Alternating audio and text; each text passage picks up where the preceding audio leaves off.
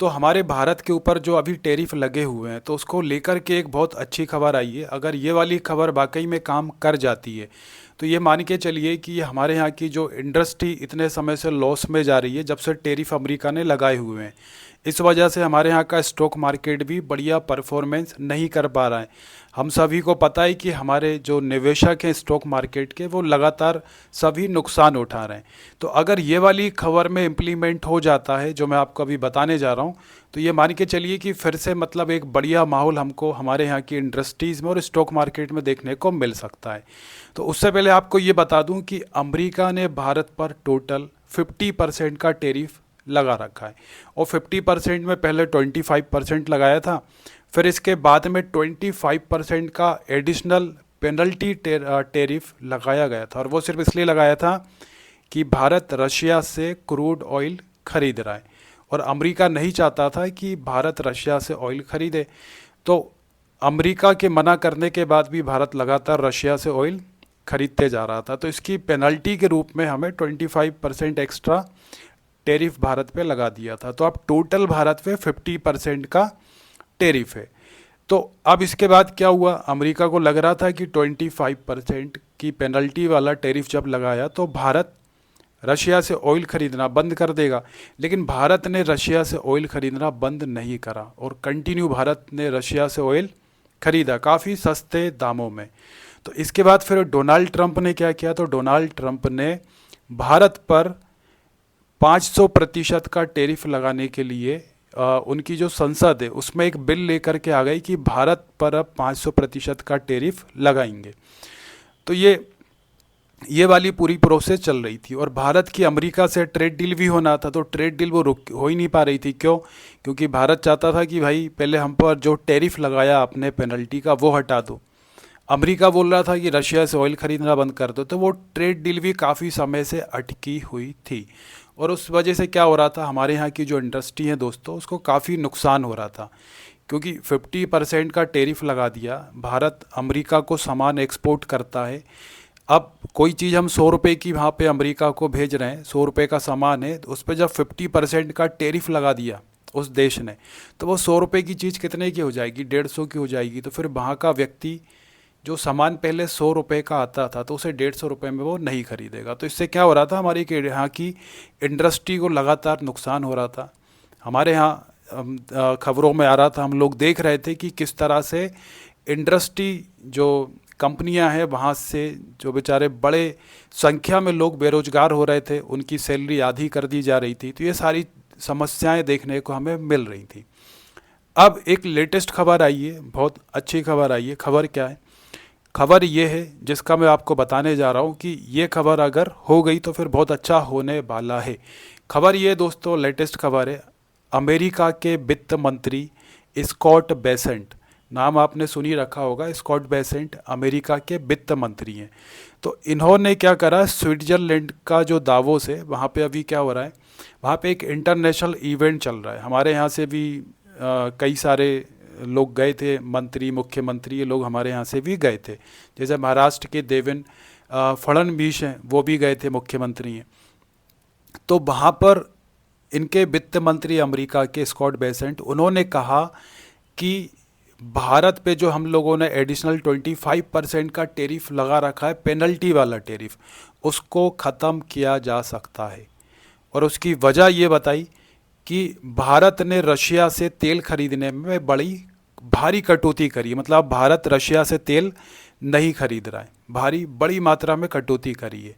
और जिसका फ़ायदा ये हुआ रशिया को, वित्त मंत्री ने बताया कि उसका फ़ायदा ये हुआ कि भारत ने रशिया को बड़ी मात्रा में तेल खरीदने में भारी कटौती करी है। तो इससे जो रशिया को जो जिस फंड से जो भारत से फंड जा रहा था रशिया को, तो रशिया के पास वो फंड अब नहीं पहुंच रहा है। तो उससे रशिया कहीं ना कहीं कमज़ोर हो रहा है यूक्रेन से लड़ने के मामले में।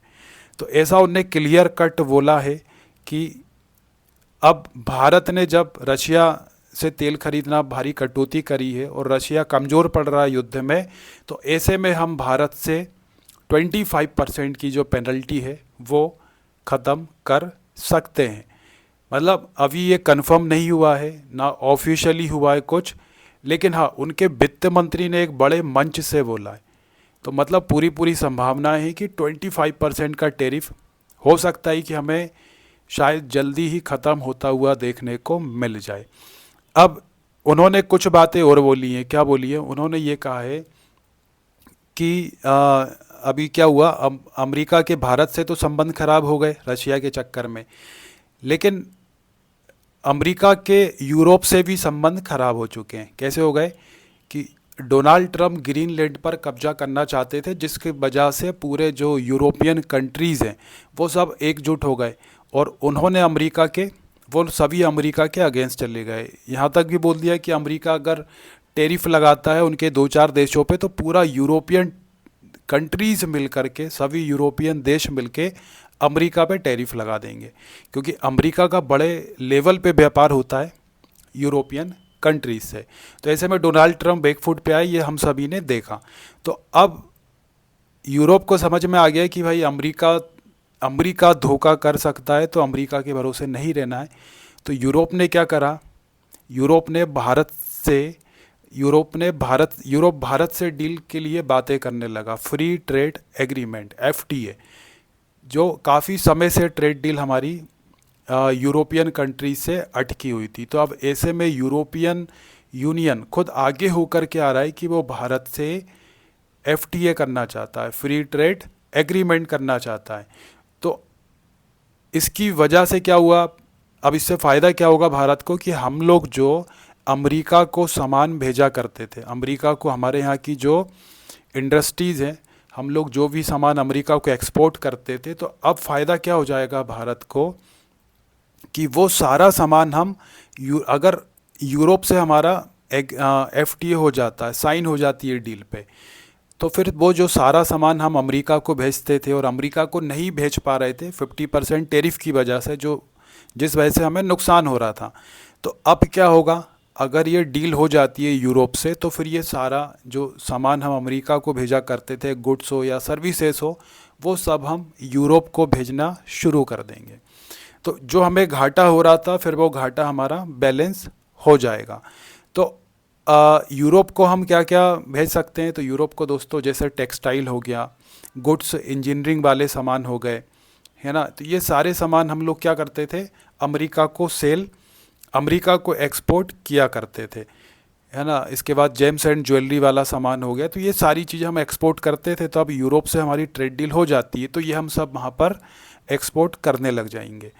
तो ऐसे में डोनाल्ड ट्रंप को लगा, और इन्होंने बोला, किसने, जो वित्त मंत्री है स्कॉट बेसेंट, इन्होंने ये भी बोला वहाँ मंच से कि इन्होंने यूरोपियन यूनियन से भी कहा था कि भारत पर टैरिफ लगाओ, भारत पर प्रेशर बनाने के लिए, जिस तरह से अमेरिका ने टैरिफ लगाया तो उस तरह से आप भी भारत पर टैरिफ लगाओ, जिससे कि भारत रशिया से संबंध एकदम से ख़त्म कर दे। लेकिन यूरोपियन यूनियन ने भारत पे टैरिफ नहीं लगाया। क्यों नहीं लगाया? क्योंकि उसको समझ में आ गया था कि अमेरिका जब